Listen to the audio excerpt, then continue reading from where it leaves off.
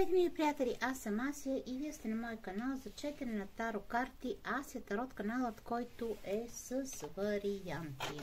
Добре дошли на всички любители на вариантите и на моите четения.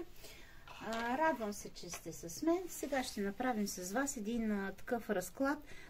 Какви възможности се откриват за вас, може би в следващия месец или може би до края на годината, въобще в близко време. Какви възможности се отварят за вас? Хайде, времето вие си го за вас си го определете в различни варианти. Можете да си измислите, да си намислите в този месец, следващия, в последващия. Те останаха 3 месеца до края на годината.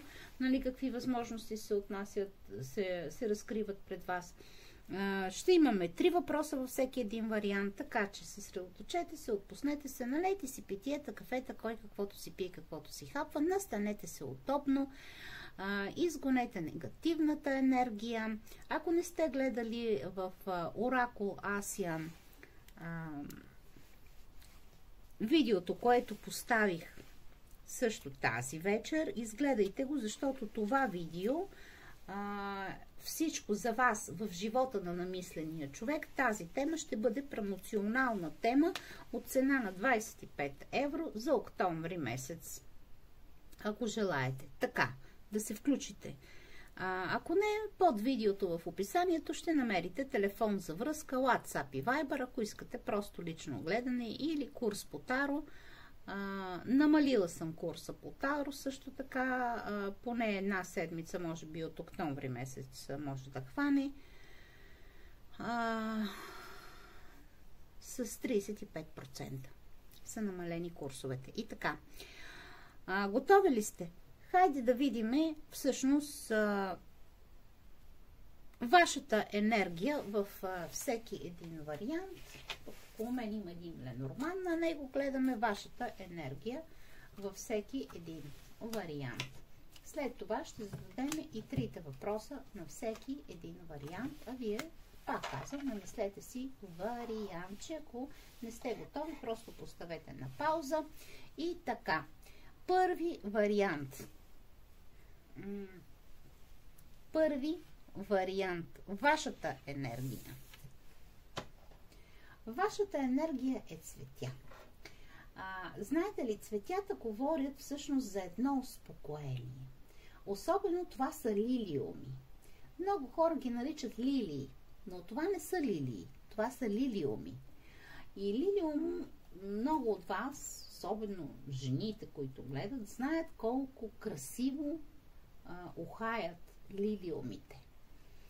Когато има лилиуми в някъде наблизо, то цялото пространство около тях, стаите, ако трябва, ако може би цялата къща ще мирише и ще ухае всъщност, не мирише.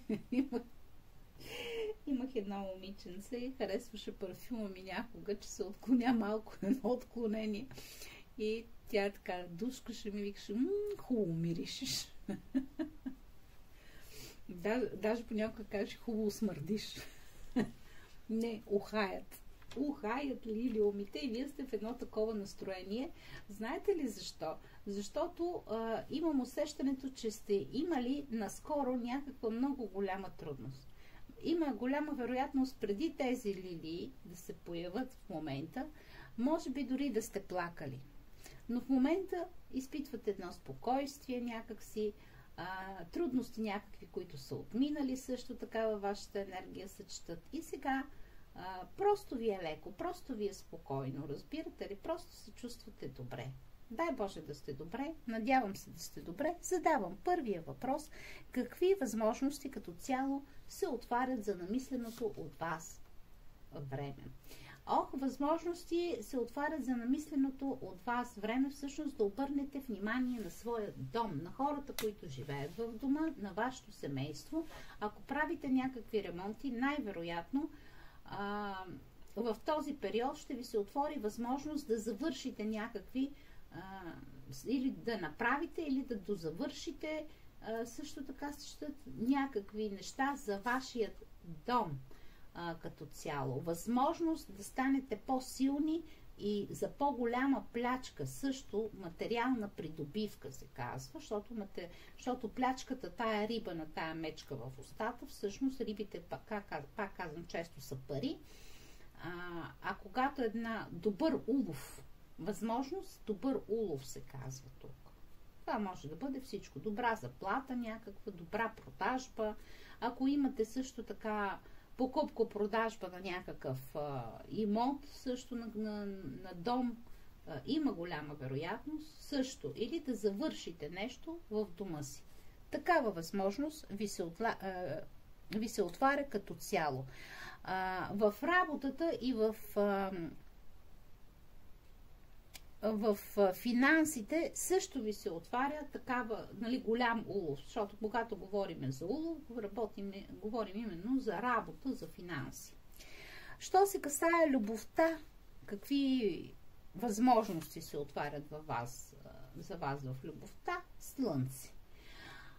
Слънцето е много интересно, защото като възможности в любовта, защото аз бих предпочела да кажа в тази карта, че се чете любов към самия себе си.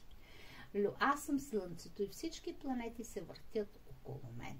Аз огрявам всички, аз топля всички около себе си, аз давам любов и топлина на всички около себе си и съответно получавам такава в замяна. Затова и всички правят много неща за мен. Тук малко едно его такова се чете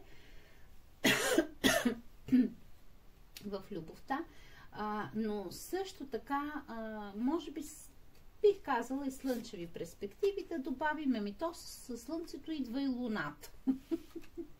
Любовта между Слънцето и Луната е почти невъзможна. Два свята, които е невъзможно всъщност да съберете. Не знам защо обаче в любовта перспективи някакси не ви се отварят, освен тези като любовта към самите себе си, към семейството, към дома, както казах по-рано. Ако мислите ви по Луната са някъде на разстояние при някого, има голяма вероятност там да си останат някакси, защото вие сте Слънцето, а той е Луната или обратно.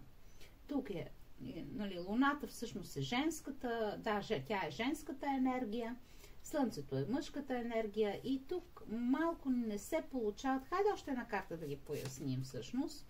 Не, тук са писма, тук се казва на разстояние, някакви разговори може да се получат на разстояние, предавания на някаква информация също са на разстояние, но не виждам в любовта да се отварят някакви нови врати. Може би нови врати се отварят за тези, които биха срещнали някой в пространството на интернет. Съответно, сега е много модерно да се женат и да се развеждат по интернет. Интересно. Ако реша да се омъжа в интернет. Да кажем за брат Пит. Дали ще стане? Или вече е заед и в интернет, в Фейсбука.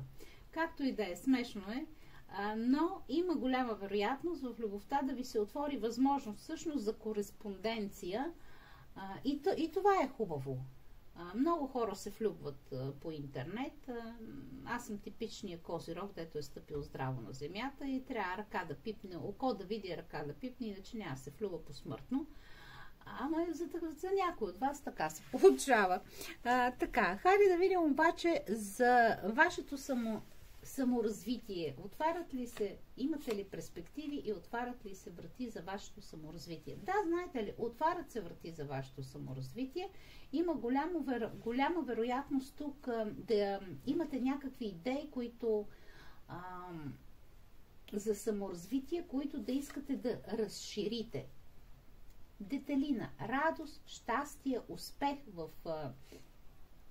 личностното саморазвитие, съответно, когато обичате сами себе си, затова ви казах, може би затова ви се дава любов към самия себе си, защото ще се вземете именно с саморазвитие. Любов към самия себе си също и саморазвитие, това е дори ако искате да свалите някой друг кило, някой друг килограм, пак е добро саморазвитие, се казва тук. в личностното саморазвитие, но също така има голяма вероятност за сключване на някакъв доста успешен договор. Доста успешен договор, и този договор да бъде някаква победа за вас над някакви съперници. Съперници не само в любовта и в отношенията, но и примерно на работното место, претенденти някакви за нещо, което вие ще спечелите. Тук така се казва в първи вариант. И така. Хайде да видим втори вариант и енергията, в която се намирате в втори вариант. Надежди във втори вариант. Някъде може би пътувате. Има такива, които пътуват тук във втори вариант. Има хора, които домъчняло ви е за някого, който е далеко на разстояние. Преминавате през едни някакви емоции. Трудности бушуват във вас, някакви емоции, но вие сте като един голям кораб, който успешно преминава и се сблъсква с различни бури в душата си и с различни емоции. Не сте малката рибка, която бурните вълни могат да изхвърлят на някакъв случайен бряг. Тук се казва, че всъщност сте така доста стабилни. Да, поели сте на някъде, се казва, попътен вятър също така някъде очаквате в някакво начинание във вашата енергия. Слънце във вашата енергия също се чете. Да, хубава енергия. Хубава енергия също преодолява някакви трудности или вижда му се края на трудности, които най-вероятно сте изпитвали или изпитвате в момента. Вижда му се края. Енергия, която обичате, обожавате себе си също така. С един лек, личен, здрав егоизъм. Човек трябва да има его и егоизъм личен в рамките на позволеното или не точно на позволеното, защото не е казано кой точно е позволил егото. И колко да се позволи, но в рамките на разбираемото. Разбирате ли? На нормалното, дето се казва. Хубава енергия. Да видим за вас каква енергия се отваря в периода, в който сте си намислили. Също хубава енергия. Енергия се казва на, може би, ново запознанство, ново приятелство. Що се касае дори работата и финансите, се казва тук, това е обвързване. Обвързване също така. Се отварят врати на обвързване, на някакво приятелство, се казва също така.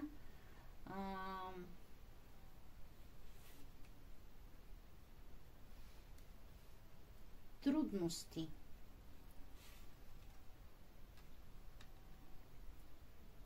Трудности, казва, се отваря, но пък се отваря много работа, за да преодолеете своите трудности. С много работа, казва, с много търпение, се казва, тук се отварят врати за вас, такава възможност се отваря да преодолеете някаква трудност именно на работното место и с финансите.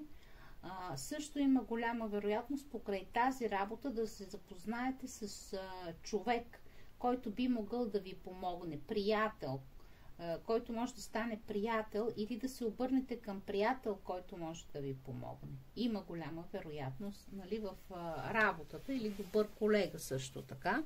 Отварят се такива възможности, ви се дават в работата и в финансите.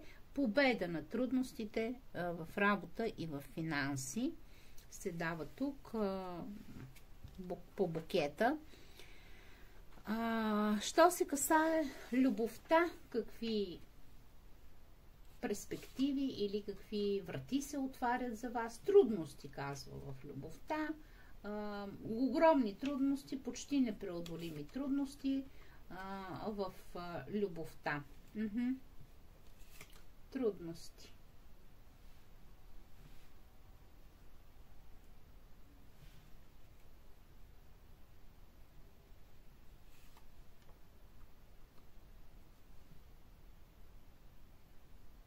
непреодолими, но тук се казва с една голяма сила ще има добър улов в любовта.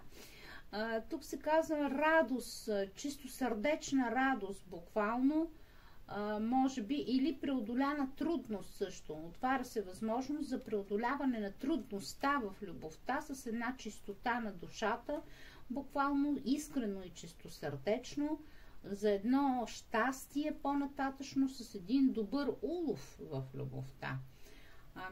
Дай Боже, чистосърдечно го желая също за радост и за щастие, да се преодолеят трудностите в любовта. Това е най-доброто, което може да се случи с човекът, защото когато трудностите с любовта са преодолени, всичко останало на човек му се струва, че всичко е лесно. Всичко останало е лесно като че ли.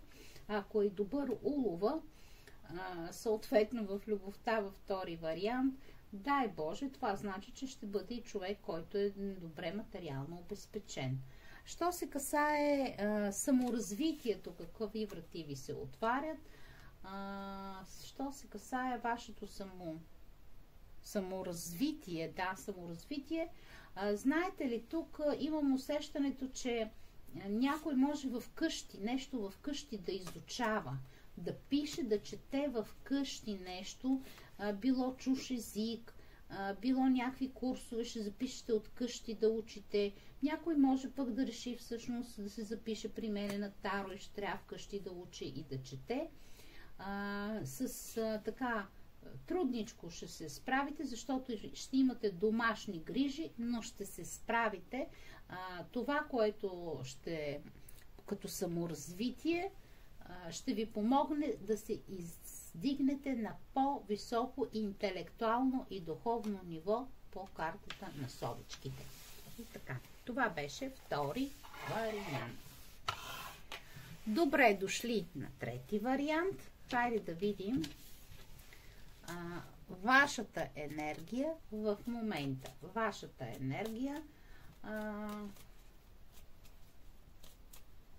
Каква е вашата енергия? Да разпъркам само картите, че ги ползвам.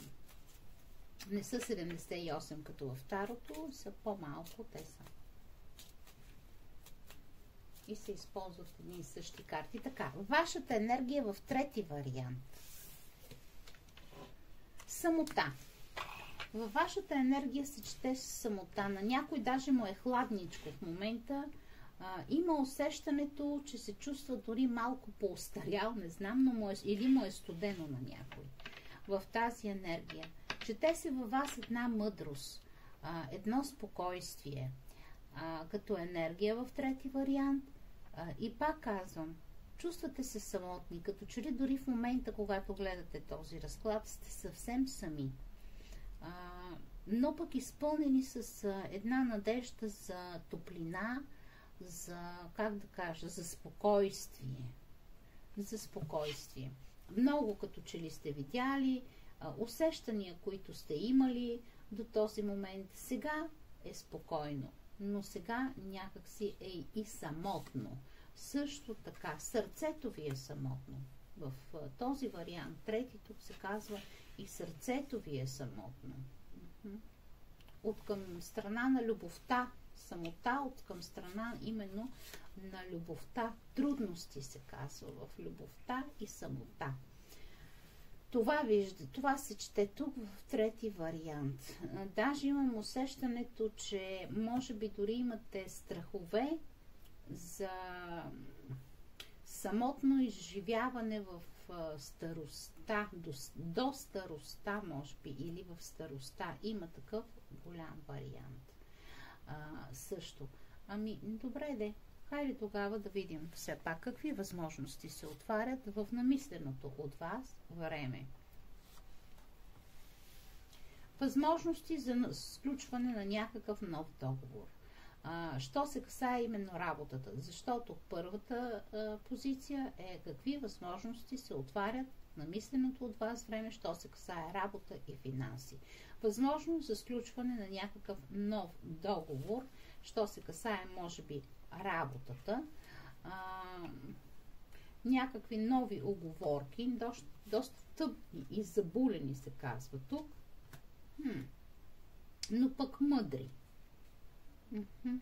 Възможност в работата и финансите. Да, които ще ви донесат добра енергия, се казва тук. Да. Даже имам усещането, че тук ще се отваря ви се възможност някакси да се облегнете или да разчитате повече на своята женска енергия по Луната, защото Луната си е женската енергия.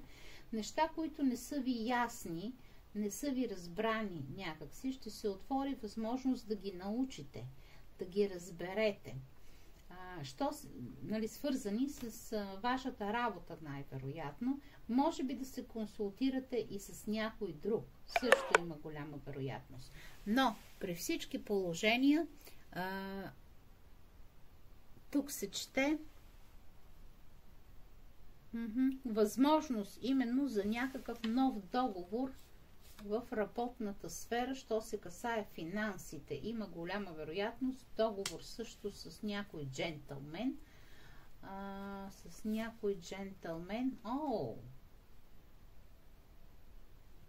Аз тук питам за работа и за финанси, те излизат някой да не би някой с колегата нещо да флиртува, се казва тук. Не знам. Но тук се казва, че ще си допаднете или може би с нов шеф да имате и да си допаднете. Нещо от този род. Или договор за пок може да бъде за работа в някакво семейство. Или семейен бизнес. Нещо от този род, но ще бъде всичко успешно, се казва тук. А що се касае вашата любов, тогава какво се казва? Любовта е преминала. Всичко си е отишло, всичко е умряло, се казва гроб за любовта, се дава тук. Една трансформация в любовта се дава всичко, което е било по-рано, се изчиства. Ето има изчистване също така, взимане на някакви уроци от любовта, някакси научени уроци вече има в любовта. И след трансформацията, свързана с любовта, възможности се отварят за радост, за щастие по детелината, за успех също така.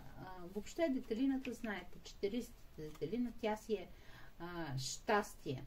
Но щастието идва и с нови трудности, се казва тук в любовта. Има голяма вероятност да е човек, който да е на разстояние. Ето, конник, има възможност даже да е по-млад от вас. Човекът може да дойде от някъде, може би да замине след това, но ще се чувствате в любовта щастливи. За колко време не е важно, но ще изпитате щастието на любовта. Дори тук има едно там по гроба всъщност и по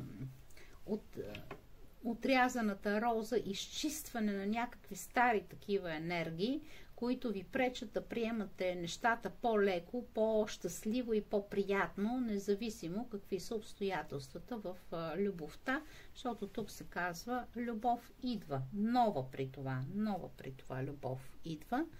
В трети вариант и в трите варианта тук определено ме гледа някъде един и същи човек. Улов. И това е добър улов. И пак е в любовта.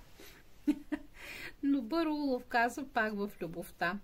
Радвам се, дай Боже, стискам палци, желая го от все сърце. Що се касае личностното саморазвитие, какво се отваря за вас като личностно саморазвитие? Имате личностно саморазвитие, се казва пак тук, нови идеи някакви, които искате да развиете, нещо, което искате да научите също така, нещо, което ще ви бъде доста така обмислено, манипулативно, защото това, което искате да научите, да разберете, да развиете, ще ви бъде необходимо по-нататък в живота. Готови сте на всякакви мерки, казва сега, учите, четете нещо също пак, намирате ключа, може би към истината за себе си, ключ, който ви е необходим за личностното ви саморазвитие, намирате този ключ и се чете едно щастие, една радост от онова, което ще получите в собственото си лично саморазвитие. и една стабилност. Това ще помогне и на вас, на децата ви и на дома ви. Това се казва. В трети вариант аз ви желая радост, щастие и много успехи. Довиждане!